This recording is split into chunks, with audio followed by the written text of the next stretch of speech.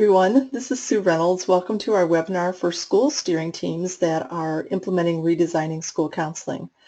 The focus of this webinar is to help schools prepare for their council meeting where they'll be talking about delivery methods in their school counseling program and also activities. So we'll be looking at some updates, reminders, and tips. We'll do a quick review, and then we'll do an overview of activities and delivery methods, and then talk about council prep, and then finally look at rubric items. So we'll begin with the updates, reminders, and tips. First of all, this is a question that we got a lot last month, and that was how many priority goals should you have? And that really depends. There's no really good answer. If you are thinking about implementing a very comprehensive program with a variety of delivery methods over a 4-year period, you could probably handle 5 to 10 priority goals in your program. Knowing that you're not going to do all of that work yourself, some of the other delivery methods will be involved in delivering activities around those priority goals. And then also knowing that you could do a stepped implementation. So it might be that you have 40 priority goals, but you're going to focus on 10 of them next year and then 10 the year after that. So again, if you're thinking about a comprehensive program over a 4-year period, it would be probably wise to think about 40-ish priority goals. On the other hand, if you're thinking about continuing with a traditional school counseling program with a 1-year implementation phase, typically we find that school counselors can handle maybe 1 priority goal that they're really going to commit to helping every student in the building make that choice, or 2 or 3, not a lot. The other thing that can impact that is if you had a lot of non-program activities and all those activities are going away, you could probably handle more than 3 priority goals. So again, it just kind of depends on the degree to which you're planning on changing your program. If you're adding additional delivery methods, or if you're getting away, going away from your non-program activities, you can tackle more priority goals. Okay, also remember that there are some priority goals that you can do 1 activity and hit 3 or 4 goals. So if that's the case, then it would make sense that you'd have more priority goals too, if they're related priority goals that you could hit all at once. So the answer to that question is really very subjective. Debbie and Janet have been really trying to coach you in your thinking about this. And please feel free to call us and say, here's my situation. I'm getting rid of this amount of non-program activity. How many priority goals do you think we could handle? And we'd be happy to help you think through that question. Okay. Then, in terms of the Lilly Implementation Grant, just a couple things for those of you who are intending to apply for that grant, which I think it's all but a school or 2. Remember that your priority goals are going to end up being the goals in your grant app. So as you're writing those priority goals, be thinking about later you're going to give those to your district and ask your district to include those goals in the grant application that they're writing for the Lilly funds. And then also the delivery methods and the activities that we're talking about this month, those are going to end up being the funded activities in your grant app. So you're going to be asking Lilly for funding to implement these different delivery methods or to implement these new activities.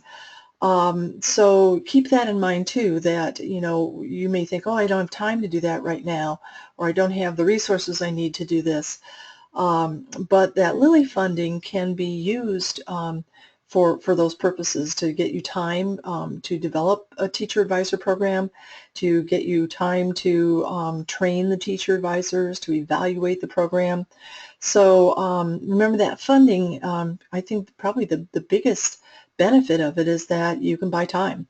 And then also meeting materials, refreshments, and technical assistance.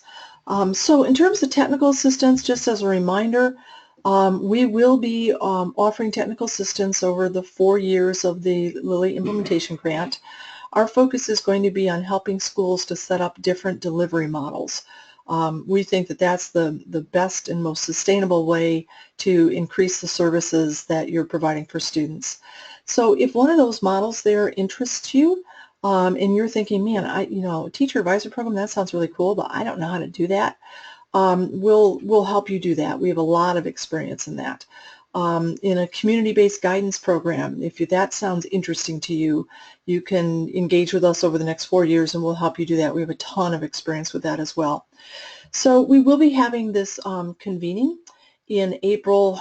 We're not quite sure the date yet. We think it's going to fall in the very beginning of the 3rd week in April, maybe 2nd week.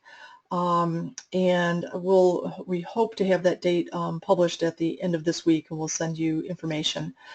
You're welcome to come to that convening. It will be free of charge, and we'll introduce each of these delivery methods and kind of talk about, what you would be doing over the next 4 years if you decide to get engaged with one of these non-traditional delivery methods. So, and that brings up our first poll. We're just really curious about if this convening that we're talking about having in April again to further discuss what you would be doing over the next 4 years if you like one of these delivery methods. Is this convening of interest to you, and basically how likely are you to attend? This will kind of help with our thinking a little bit. So I'm going to launch this poll, and let's make sure, let's see if I can do this. I'm going to select a poll, and how likely are you to attend the free convening? I'm going to launch the poll. So the poll should be appearing on your screen right now. And Janet and Debbie, if you're not seeing the poll, let me know. And good, people are starting to vote. We've got, 1/4 of you have already voted, 1/3 of you, 60% of you have voted. Great, we'll wait about another 10 seconds. Everybody kind of log in here. So if you're not sure, just put not sure. Okay, we'll wait another 5 seconds.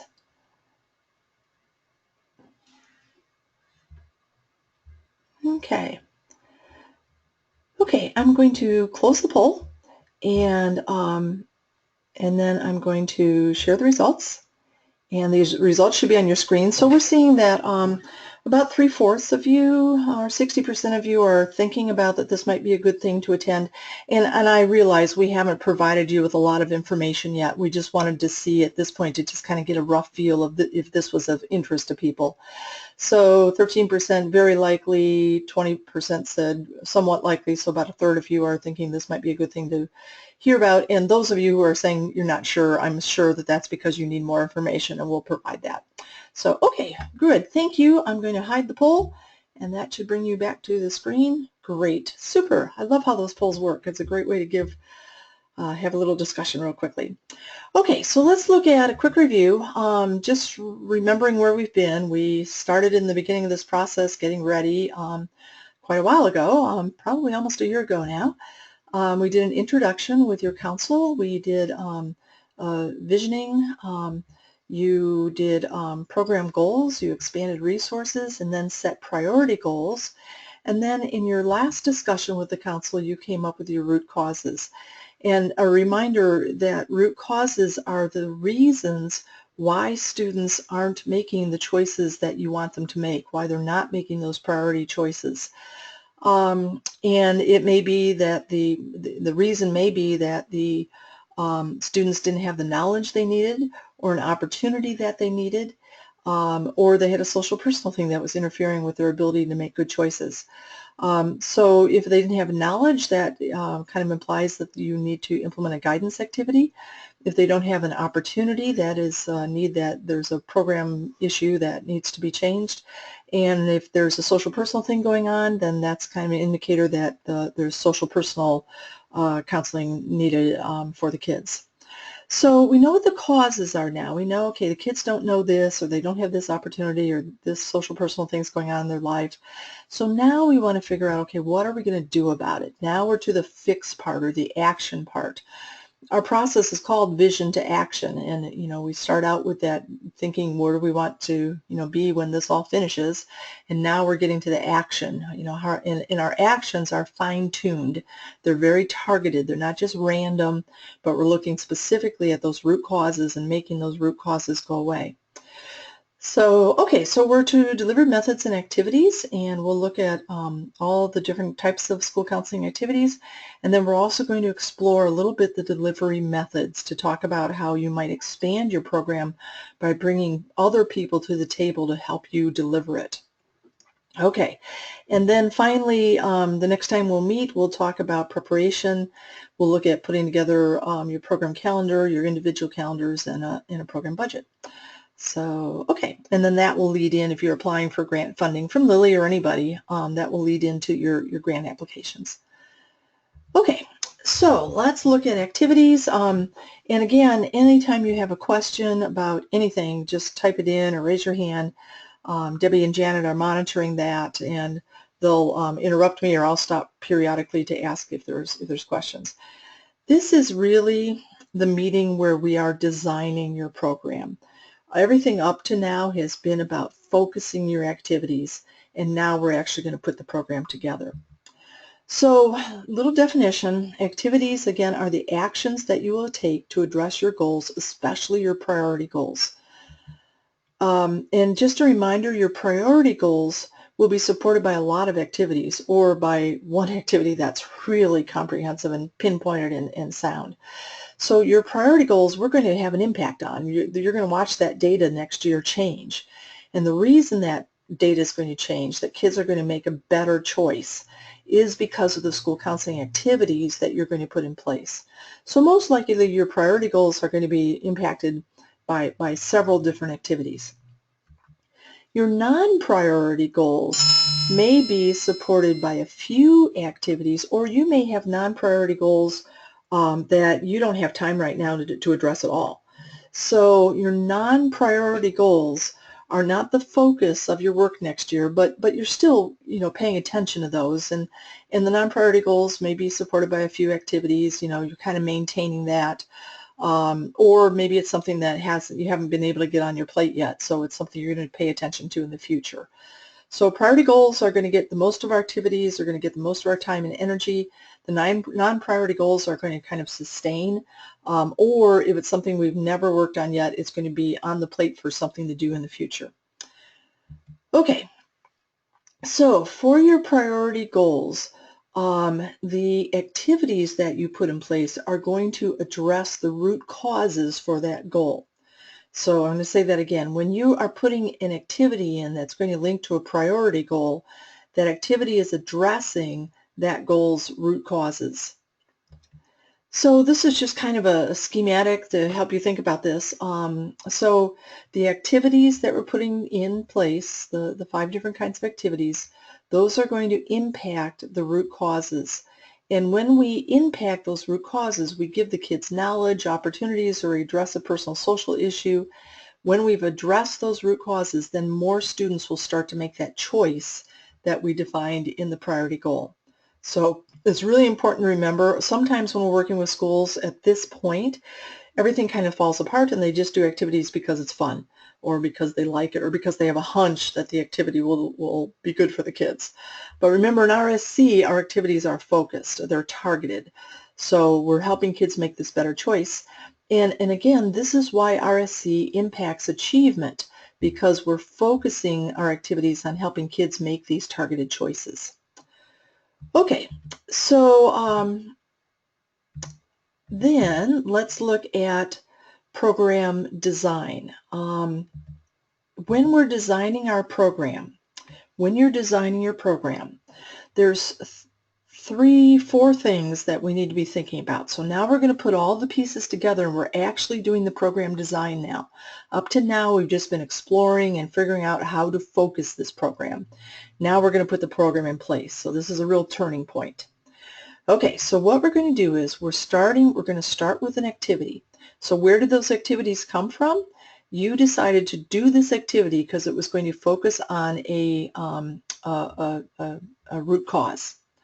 Okay, so we're doing these activities to focus on root causes, but now we have to also decide, when are we going to do this activity?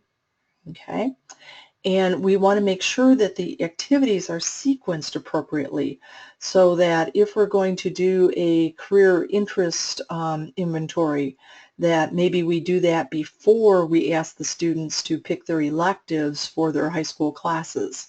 So everything's kind of sequenced and we have some dates down. Then we need to decide who's going to, what delivery method is that activity going to fall within?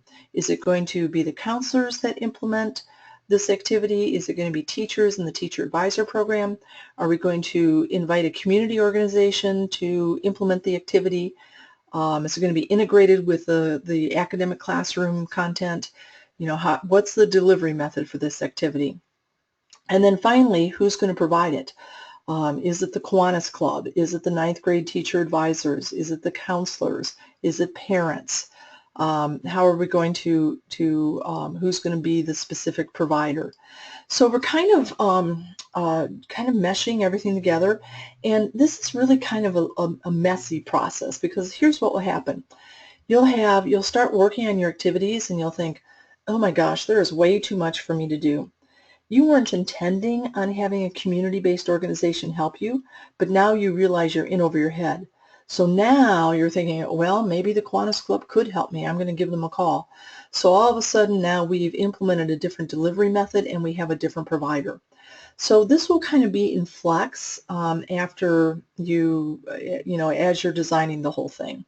So I just wanted to warn you, so don't be surprised if you're going back later and adding a delivery method, or, the Kiwanis tell you that they can't do everything you wanted them to do, so now you're bringing the Lions Club in, or the public library, or whoever.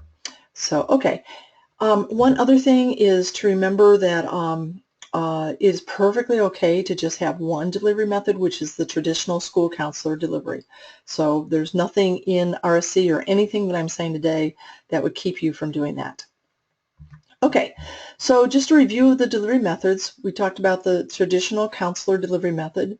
Teacher advisor, in my experience over my years of being a school counselor in the schools, as well as at advising counselors when I was at DOE and then through my job now, I really think teacher advisor programs are the way to go. You can get your adult to student ratio down to 1 to 8, 1 to 20.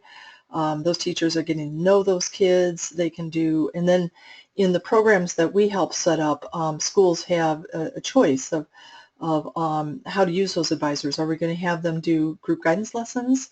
In my school, my advisors did all 4 of these things.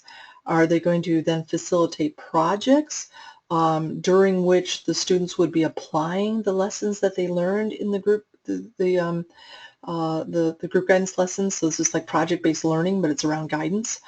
Number 3, are your advisors going to meet individually with the students? So in my program, the day after report cards came out, the advisors would meet individually with their kids to talk about the report card grades. We did that every marking period. And then number 4, are you going to have some activities that are really not structured? We have something for the kids to do so they're not like bouncing off the walls, but it's really designed as time where kids can just talk about whatever they want to talk about. So again, in my program, we did picnics or we did an art project where the kids were busy, but they could also just talk about whatever, came up and was important for them. We also did a hobby day, which was like a show and tell in a high school, but was wonderful. So that's kind of like a teacher advisor program. Advisory groups can meet once a week. They can meet once a month. They can meet once a report card period. I've talked to schools that have done them once a semester, but it's to get the ratio down to 1 to a handful of students. And it also, the thing I liked about it in our school was that we set up the groups so that they were heterogeneous. So I was when I did this for the first time, I was in a farm community, and we made sure that some of our farm kids were in the groups with our kids that were in our little cities, our little towns, and so that everybody kind of got to know different kinds of kids. That was kind of interesting. Okay, so that's teacher advisor. Academic classroom integration is where we are integrating our guidance curriculum with an academic curriculum. So English or math would normally, maybe social studies, or science, but most of mine were in English and math. And that's something where what I did was I took all of the guidance indicators, I gave them to all my academic teachers, and I said, where could you give a real-world application that's related to one of these indicators for your academic content?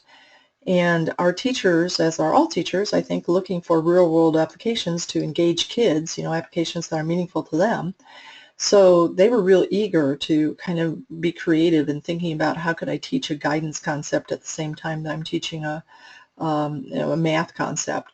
So I think I've given this example before, but my math teachers, when they were teaching averaging, they taught the kids how to calculate a GPA, and then they just dropped in a couple of messages about why GPA was important in their future. So yeah, so academic classroom integration. Of course, in English, you could do all kinds of writing assignments around the guidance content. So, okay, community-based guidance, that's when community organizations are helping to provide guidance activities. So again, in the beginning, what I did with that in our school, just as an example, is we took all the guidance indicators and we just shopped them around to all of the different community organizations that we thought might be interested in kids, and we said, where could you help us to help our kids reach one of these, master one of these indicators? And all kinds of volunteers came in. And then I got to the point where if there was something that I wanted to do and I didn't have time to do it, I just call up a community organization and say, our kids could really use this. We don't have the time. Would you do it? And we got all kinds of partners, and it's just a cool thing. And so that's community-based guidance, and then community-based counseling would be where there's a mental health organization that's providing services for students. It's their services. They just have their office in your building, so that kids don't have to rely on parents' transportation, and you've got the provider right there and the student right there. So, okay, so those are the different types of delivery methods, and one of the things that you'll be talking about in your council meeting this month is, are there any of these delivery methods that we should be implementing, if not this year, the year after next, or do we want to put it in a parking lot to think about in a future year, or is this something we would never do and we'll just take it out of the discussion? So we'll be looking at each of these to kind of talk about it. And again, there is nothing wrong with staying with the traditional school counselor only delivery. So, okay. So now, as you are designing your program, there's a help sheet that we'll provide that will help you plan and sequence your activities. And let me show it to you. It's an Excel spreadsheet, and this is new, and I think it's going to be really helpful. So basically, there's some codes up here that says when you get to delivery methods, we have codes for that column. And here's what we're doing. We're entering an activity title. Then we're entering the first school year that we think that we'd like to implement this activity. And then what's the first month of that school year that the activity will be implemented? What's the first date of that month? And will this occur more than once? So we're kind of planning out our school counseling calendar here. For those of you who are thinking about a 4-year implementation plan, this is by putting in the different years, we'll be able to kind of sort all of this by year. And then we have this column that says more than once, because like maybe you're providing group counseling, your first group is likely to start in October, but it's going to happen more than once. So we're saying the first group's going to start on October 27th. Is it going to happen more than once? Yes. Then the delivery method, and then who the provider is. This could be blank if you're not really sure at this point, but after your meeting, I think you'll be able to fill in some of this blank. So let's just run through some of these. So the campus tour trip, this is going to happen next school year on October 11th. It's not going to happen more than once. It's going to be implemented by a community organization, and it's the Kiwanis Club that have volunteered to do this. Let's look at, here's the course selection reviews. That's going to happen next school year, and the counselors are going to do it. On the learning styles assessment, we put that one out for the year after next, because this we're going to drop into a teacher advisor program, and our advisory program is not designed yet. So we're going to spend next year designing that program, getting everybody trained, getting it all organized, and then we'll actually start implementing the year after next. Okay, and then one other, so you can kind of see how that works. One other thing is, as you're using this worksheet, this help sheet, if you're not sure of the exact date, but you want to drop it into a month, if you put the first date as 0, that will drop it into October, but it will put it at the very beginning of the month. Okay, so then what I can do with this, that's kind of a nifty thing, is after you get all your stuff in, and you're thinking about, okay, how is all this sequenced, you can highlight the parts that you want to sort. I'm going to go up to Data. I'm going to click on Sort, and I'm going to sort on 3 different levels for the date. So I'm going to add a level, there's my second level, and there's my third level. I'm going to sort first by the school year, and then the month, and then the actual date. Okay, so year, month, date, and then I'm going to say OK. And that took all of my activities, and you can see it put all my January activities together. So I might be looking at this and saying, oh, is this going to be overwhelming to do 3 activities? And I'm thinking, no, because the counselors only have to do one of these. You know, this is, other providers are doing the other 2, so that's going to work out okay. Then I've got the, you know, the October events. And then notice that all of the teacher advisor activities went into that year too. So you could sort that way. You could also sort by the delivery method to see, you know, to find all of the things that the counselors are doing and put them all together. So this is just a way to kind of get things organized, and then later as you're putting the activities into the system, you can just take it right off of here and enter them in, plus the other information that you need to enter. So, okay, let me go back to the PowerPoint. And I'm going to take questions in just a minute. So one other poll question, though, is I'm curious how many of you are planning a 1-year implementation period or a 4-year implementation period. This will help us kind of figure out what we're doing with this. So I'm going to launch the next poll question and launch. So that question's up there. If everybody could just vote in real quickly, take about 30 seconds to do this.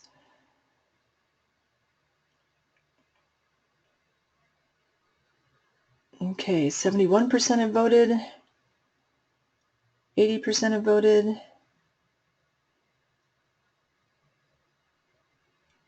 Okay, let's close the poll, and here's the results. Okay, so most of you said you're doing a 1-year implementation, which is fine.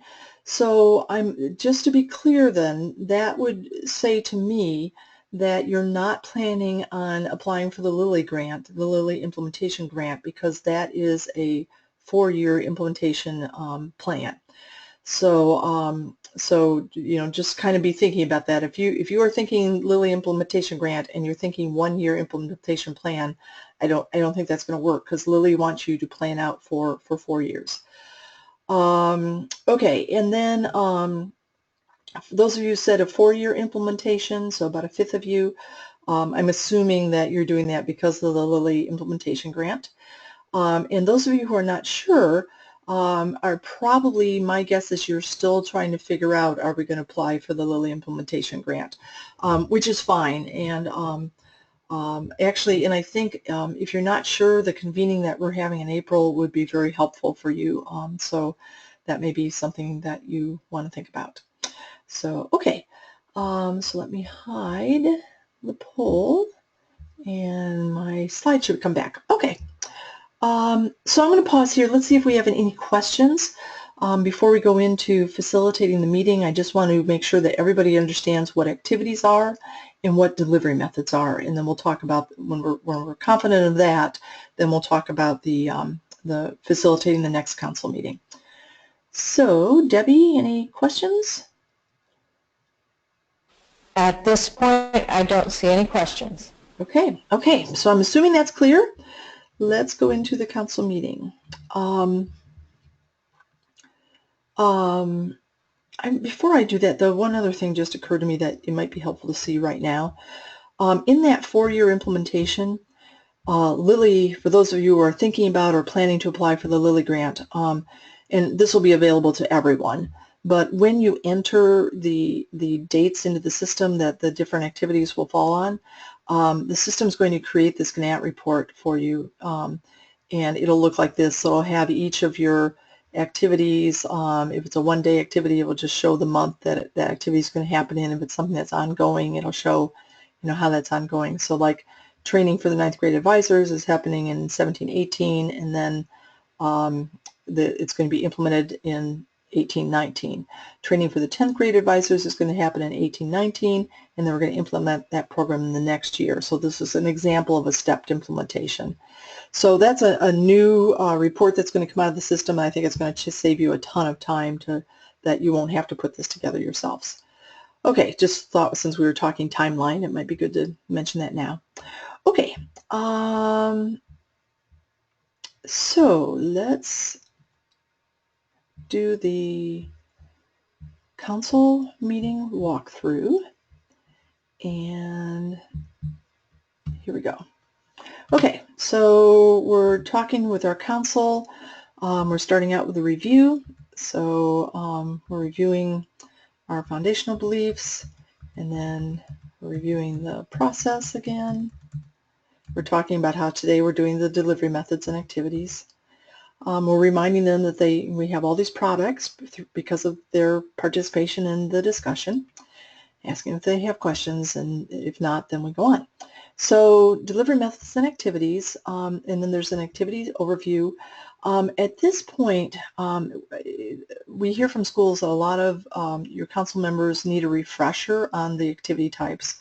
So we talk about, guidance activities, and we're kind of introducing here that guidance activities, can be implemented by lots of different folks. I see my tab didn't hold. I'll fix that. But we're introducing that idea that it doesn't have to be just the counselors. Counseling activities, and then we're reviewing advocacy and management, and then non-program activities. So just a quick review of those terms. And then reminding people that, activities are going to impact the root causes for our priority goals. Okay, then we'll do a quick overview of delivery methods next. So there's the different descriptions, and then we'll get to today's tasks. So let me go back. I'm thinking about teasing each of these out onto a separate slide. So when you download this, don't be surprised if there's a separate slide for each of these with examples of each. Okay, so then today's tasks, there's 3 steps that the council will do. They're going to select the delivery methods, they're going to select activities, and they're going to select activity, and they're going to look at activity partners. So especially on this delivery methods, if there's a method that you think might be interesting, you might talk to your administrators to say, gosh, we could do a whole lot if we had a teacher advisor program that we're not doing now. Here's how it kind of might work. You might invite your principal to come to our convening so you can talk about it there and hear about that from us. He or she can hear about that from us. But if there are any delivery methods that you're going to rule out, that your administrator is going to rule out as being not possible at your school, we probably would want to know that before you went into this meeting so that your council wasn't deciding that they want it and then putting your principal in an awkward position because now he has to say, so sorry, you can't have it. So, okay. So 3 steps: selecting the delivery method, selecting activities, and selecting activity partners. Okay, so on the delivery method selection, all we're going to do is put up this one slide. How should we approach each of the delivery methods below? Should we implement it next year or begin implementing it next year? Should we implement it in future years? If so, when? And should we park it for future consideration, or should we just disregard it? So, as you go through these, counselor-based method would, I think, be definitely to implement next year because you're already doing that one. Teacher advisor, unless you already have one, I would suggest that you do that in future years, and I'd suggest that you start that the year after next, so you have next year to work with a technical assistance provider to get that set up. Same thing with the others, though. Your academic classroom integration, that could definitely happen on a small scale next year. Your parent-based, you could do that on a small scale next year. That's where parents are providing guidance lessons for their own children. We'll have lots of resources if you're working with us, lesson plans and stuff that you can share with parents. But if you're going to do it in a big way, you might decide to implement it the year after next. And then community-based guidance, the last time we did a poll with you guys, or maybe it was our first year cohort, we heard that a lot of you are already partnering with community organizations to put on different activities. So that, that may be one that you do next year because it's already going on in your school. And then community-based counseling, that would be something that really is easy to implement quickly. It's just a matter of having that discussion with your community mental health organizations and seeing if anybody would like to provide services in an office from your school. So which of these are we not going to do right away? We're not even going to think about it right now, but we don't want to forget about it. So that would be PARC. Which of these are we going to implement in a future year? So that means we're going to start preparing for it next year, but we're going to actually implement the year after or the year after that. And then which are we going to implement next year? So we're just going through one at a time, counselor-based, just look at each one of them and decide, what the approach is going to be in terms of your use of that delivery method. Okay. So I'm going to stop real quickly. Let's just pause here. If you have a question about this step before I go on to activities, let's type that in real quickly right now. I'm going to count to 30 and then we'll go on.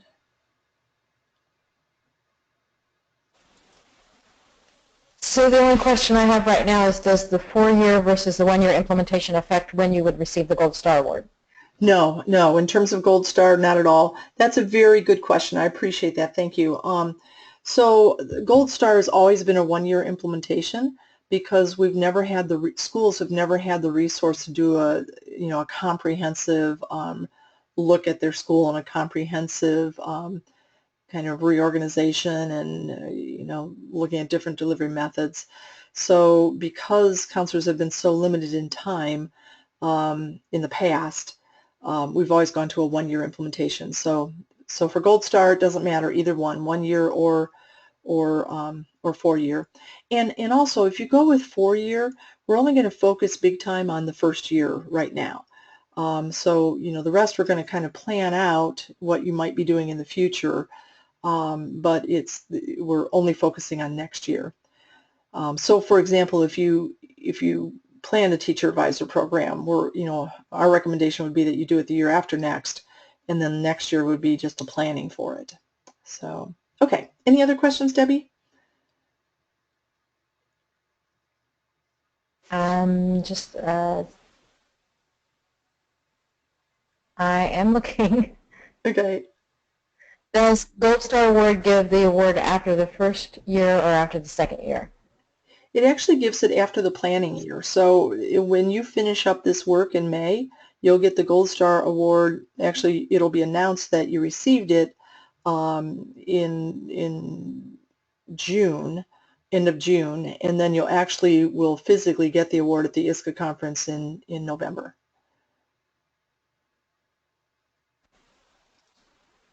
And so far, that's all I have. Okay.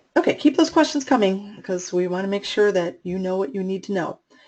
Okay, so now let's look at, we're talking with your council. Now we're getting to the activity selection. So today's question then is, what activities should we implement next year to address each root cause that is interfering with our program goals? Now, if you have 40 priority goals, you're not going to have time to look at activities for 40 priority goals in this one meeting, even though we're suggesting that this is a longer meeting. So what I would do is really look at the priority goals that you're going to focus on big time next year.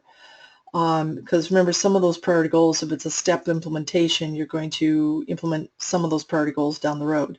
So just look at the priority goals that you're going to implement next year for this activity. And then the idea is, what should we do next year to address this priority goal? So you're looking at what guidance activities, counseling activities, advocacy, and management.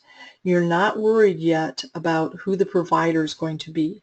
So although at this point you'll know, okay, we're strongly planning on a teacher advisor program, or we're strongly planning on bringing in more community organizations, or asking parents to implement activities. So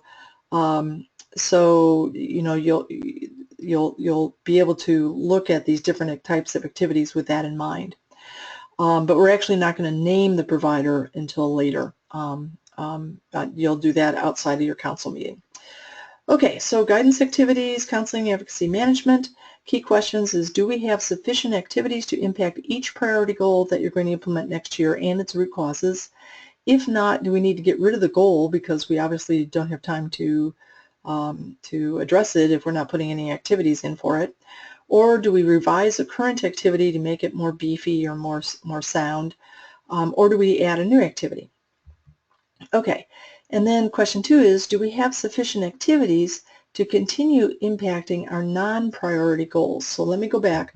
Question 1 focuses on your priority goals, and question 2 focuses on your non-priority goals. So in other words, we don't want you to spend so much time on your priority goals that you're now pulling away from what you've been doing from your non-priority goals. So we want to make sure that they're sustaining.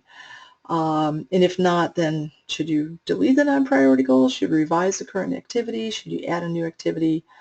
Should you, there's all kinds of little adjustments you can make here. And then number 3, does each of our current activities support at least one program goal? And if not, why are we doing the activity? I mean, if your activities aren't aligned with any goals, you're just, I don't know why you'd be doing them. So, but we do know that there are some activities that historically schools have done and they forget why they're doing them. So if so, there may be activities that you need to get rid of. Okay. Or if there's an activity that you want to keep, this may be a heads up that, oh gosh, we forgot a goal. And so you really want to ask yourself, why am I doing that activity? If you can't come up with a good reason, then get rid of the activity. If you can come up with a good reason, you've got a goal missing, then add the goal in and connect them. Okay, so now we're asking the council to just think about priority goal number 1. And we're reminding people that these are the root causes for that first priority goal, and we're just letting them, kind of giving them a heads up, this is an opportunity root cause or a knowledge root cause. Then we're giving them a copy of the goals crosswalk, and here's how that looks. And we're asking them to look at the priority goals. So the goal will be printed here, and then the activities that are the current activities that are associated with that goal will appear. And we're just asking people, let's look at this goal. Do we have are there any activities here that should be omitted because they're not having the impact that we thought they would? Or are there any of these activities that we need to revise? Maybe our summer academy we only allowed 12 students in there, and now we want to revise that and get it up to 30 students. So are there revisions that are needed, or are any of these activities not really making it and we just need to get rid of them? Okay, then we're also asking people, are there any activities that we should add? And as you've been doing the activity research, your site visits or the database queries, you've been looking for additional activities to address your root causes. And there is a report that is brand new called the Activity Parking Lot. And as you were doing your research, this is where you put activities that you wanted the council to consider. I think we had been calling this the activities for consideration, and we just changed it to parking lot to emphasize that you didn't have to do anything with these activities.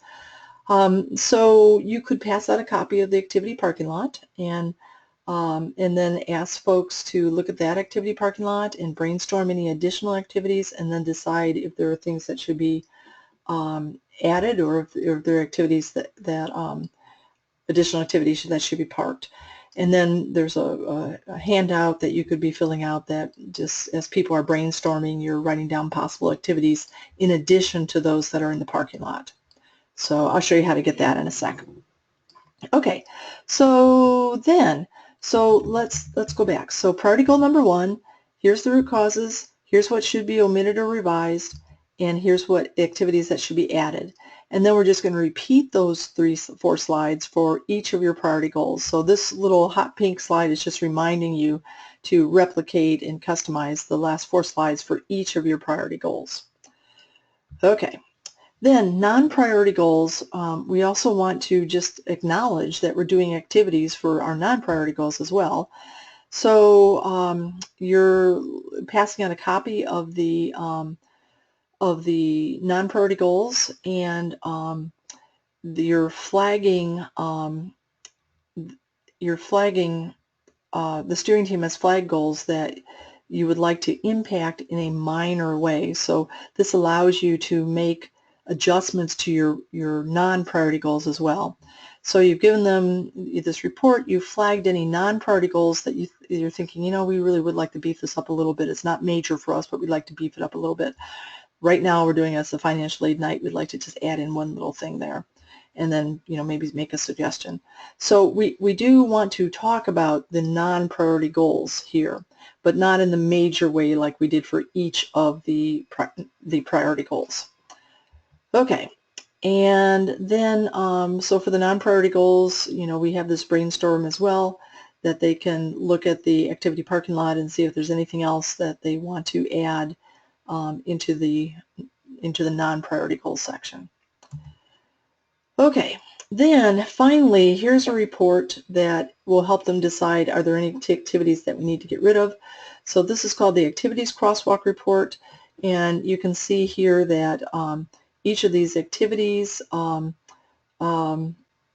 is listed, but here's an activity called Counselor Back to School Lunch, and it's not associated with any goal, and we don't really know why we're doing it. So we're just maybe suggesting that we should get rid of this activity to make time for the other activities that we want to put in place. Okay, let me pause there then. So we're looking at, in the big picture, we're looking at the activities that are associated with the priority goals, and we're thinking about what do we need to revise, omit, or add, and then for each priority goal one at a time. And then for the non-priority goals, we're looking at the activities all together and saying, is there anything that we need to omit, revise, or add? So the non-priority goals, we're not looking at those one at a time. We're just kind of passing out everything and having people glance through that. And then the final thing is activities that are not associated with any goals, and then we need to talk about, are we going to get rid of those? So again, to make that even a smaller picture, 3 steps. We're looking at priority goals, then we're looking at non-priority goals, then we're looking at activities that are not associated with a goal. Okay, let me see if we have any questions there before we go on. We have no new questions. Okay, thank you, Debbie. Okay, then this third part is not new, but we're just going to emphasize it a little bit more this year. We've always hoped at this point that your council members would say, I could help with this or I could help with that, but there's never been a formal invitation to help. So this year we're going to add in this formal invitation. So basically we're asking, would any of the organizations to which you belong be interested in becoming partners in our work to help students? And partners would implement guidance and counseling activities. And then we'll give them some example. For example, you know, think about your place of work. And here's some things that other organizations have done. And these actually are all examples from my program when I was at Indian Creek. However, it would be really, I think, a good idea to edit this. And if there's a wish list that you have of things that you wish a business would help you with, or you wish the Chamber of Commerce would help you with, just put your wish list items in here. So, but for business, you know, activity would be to allow students to job shadow or intern, to donate funds, to purchase for your course plan folders or whatever you want money for. Chamber of Commerce to sponsor a career fair, to sponsor a reality store, to sponsor a mock interview program. A service club to sponsor a field trip to campuses, to enter scholarship opportunities into a database. I used to have one service club that did all of my database entry. It was wonderful. I didn't have to do that, all the scholarship information that came in. I just set up the database, and then once a week they came to school and did all the data entry for me. Starting a Dollars for Scholars chapter, donating funds, again, to buy those course plan folders. Public library, making FAFSAs available, sponsoring a financial aid night that would not only help kids but would help the adult learners in your community. Higher education, meet with students individually to interpret their PSAT results. The admissions reps at Franklin College did that for me. Provide a mock apprenticeship entrance assessments.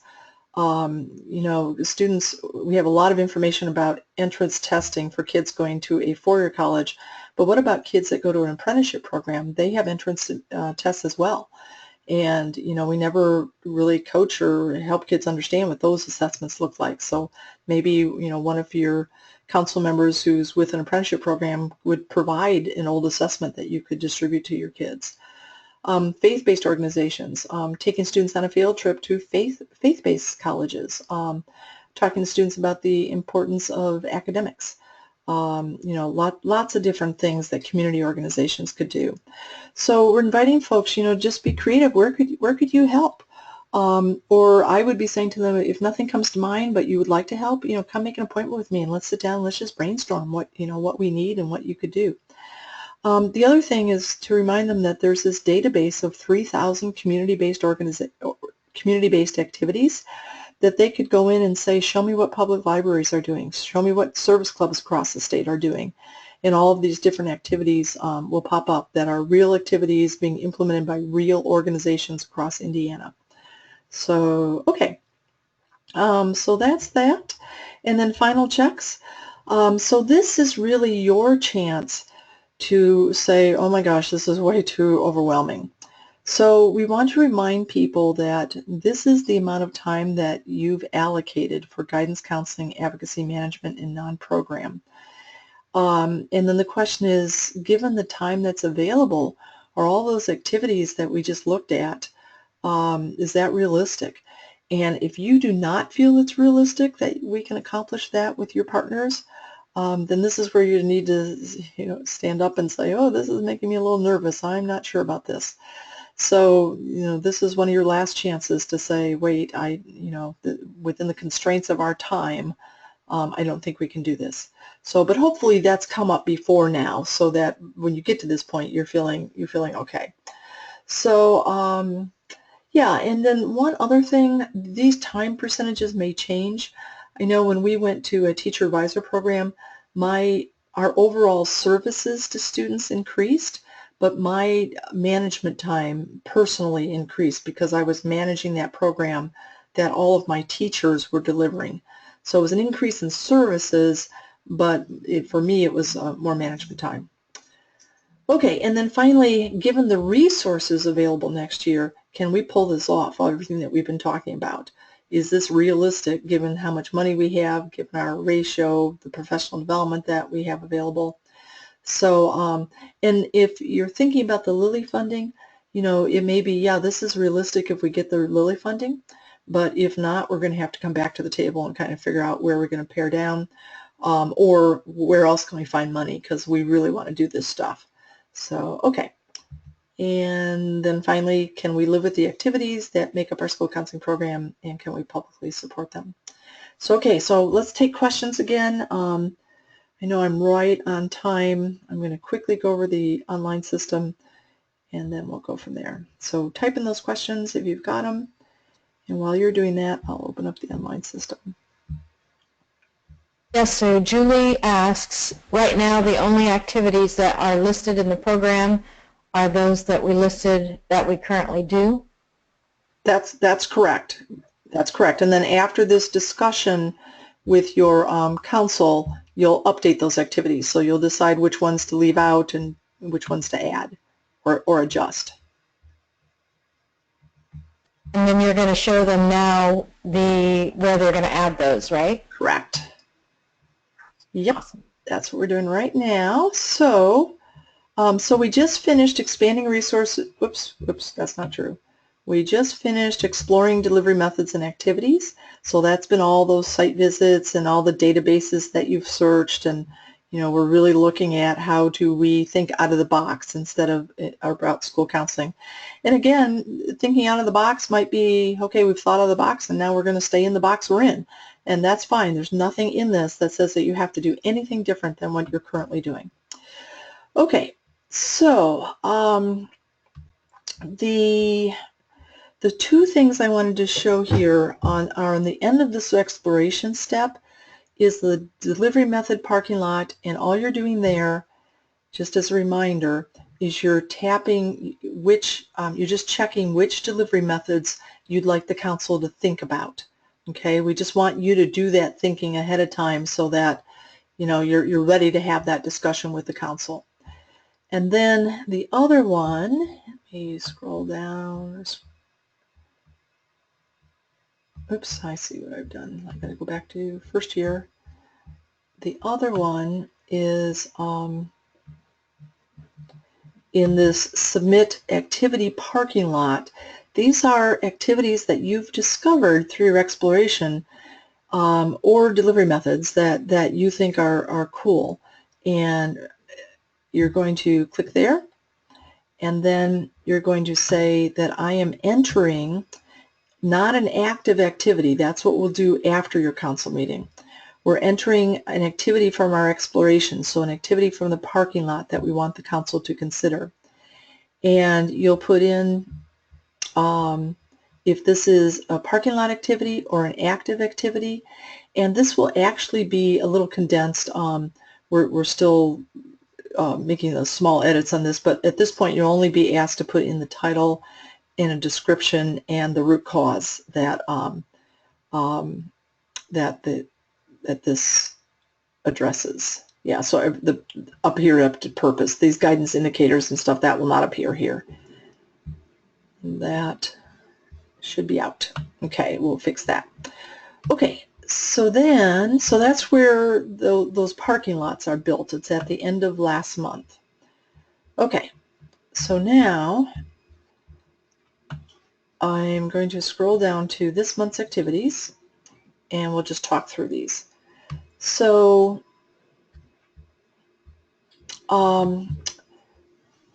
these are programmers right now doing some language edits for us. This is going to say select your delivery method and activities.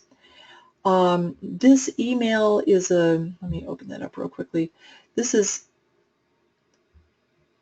an email. Well, that didn't open. We will fix that. We've got all these little things to fix as soon as the webinar's over. That will open up an email that just gives your council members a chance to also explore additional activities if they'd like to. What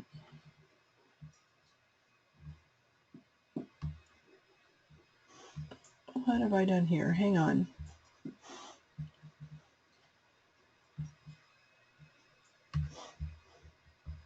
I think you're in the manual right now. Oh, thank you. I knew I was doing something wrong. Oh, I see why that was. Okay. I'm sorry. Let me go back. Okay, so I am in year one? No, I am in year one. I'm going down to, okay, so yeah, I see what I did. So when I clicked here, it took me to the manual, and this email is in the manual. So you can open it up and then send it out to folks just paste it into an email to your council members, and it gives them links to places where they can explore additional activities. Okay, then we're going to enter our current delivery methods, where this should be ready by the end of tomorrow. Entering your current activities, and that's always been the way it has been.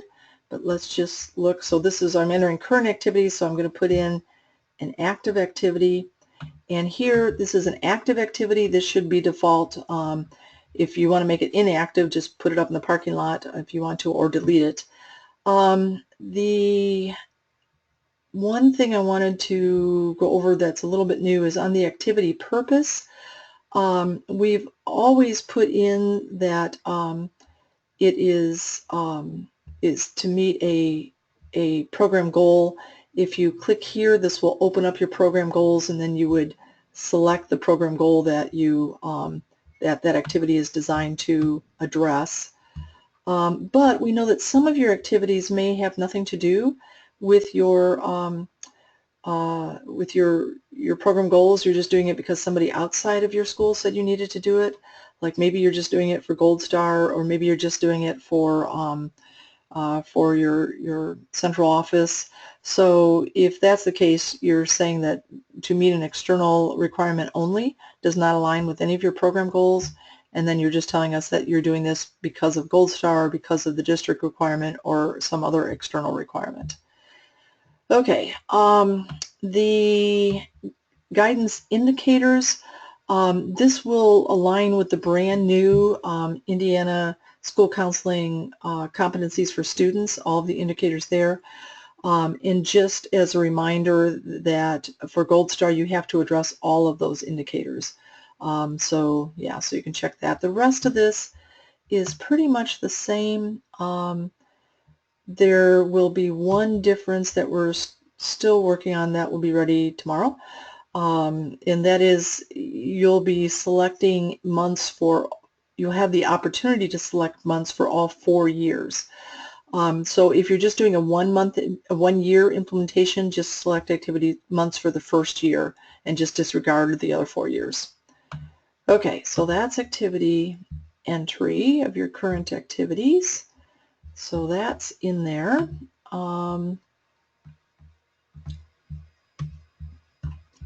Then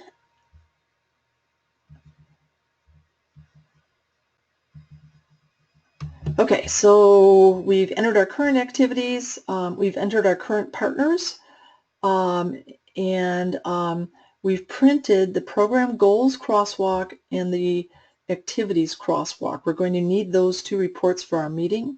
Also, we're printing, and that'll come in as another step, we're printing the parking lot, the activity parking lot. Then you're conducting, so you've got those 3 reports to bring to your meeting, you're conducting your meeting, you're entering the minutes and the rubric. So, and again, this will be, it's just going to, just walk through one step at a time, and you'll be fine when you get down to this meeting. Okay, now we need to put all the program together after your meeting. So the first thing you're going to do is look at that Excel spreadsheet worksheet. That'll be up later today. Then you're going to update, after your discussion, you're going to update any new partners that you have, you're going to update your delivery methods, you're going to update your activities. And then we're going to check a bunch of stuff. So you're going to check your program goals crosswalk to see if you have any goals that aren't supported by activities. You're going to check the activities crosswalk to see if you have any activities that are not aligned with any goals. This student group crosswalk will let you know if you have at least one student group that you're targeting with your activities. Remember, for Gold Star and RAMP, you need to work in closing guidance gaps. So that's where that report will help you indicate that. And then on this one, this is where we'll crosswalk with all of the Indiana competencies, and there'll be red flags if there's a competency that you need to put an activity to address in order to get Gold Star. There'll be a red flag in that report. Implementation calendar, you will kind of check that, and then this will also help you kind of know if you're maybe overwhelmed at a certain part of the year. It's also a great advocacy tool because it shows all the gazillion things that you do all in one report. And then at the very end, after you're happy with all of this and you've got the activities in exactly like you want them, you've checked all the crosswalk reports, there's no flags that bother you in those crosswalk reports, then you're just going to let us know that the entry is complete, and at that point we'll start reviewing things. So okay, so that's it. Let's look at any final questions you have. So again, there will be 2 parts this time. This is going to be select your delivery methods and activities, and this row will be to design your program. So select your activities and designing your program, which means putting a timeline to it and determining what delivery methods are going to go with which activities. So, okay, that's it. I know I'm a little bit over. Debbie, let's look at any questions that have come in. The only question that I have at this point is the tools for the meeting, which is in that first section, will they be available by the end of the week? The tools for the meeting, yes, they should be available. We hope that they would be available by today, or we're really, really close. So I would think by the end of tomorrow we're looking at, but definitely by the end of the week. Okay, and then I just had a reminder very soon. Many of you should already be seeing that your past submissions have been transferred to the online system.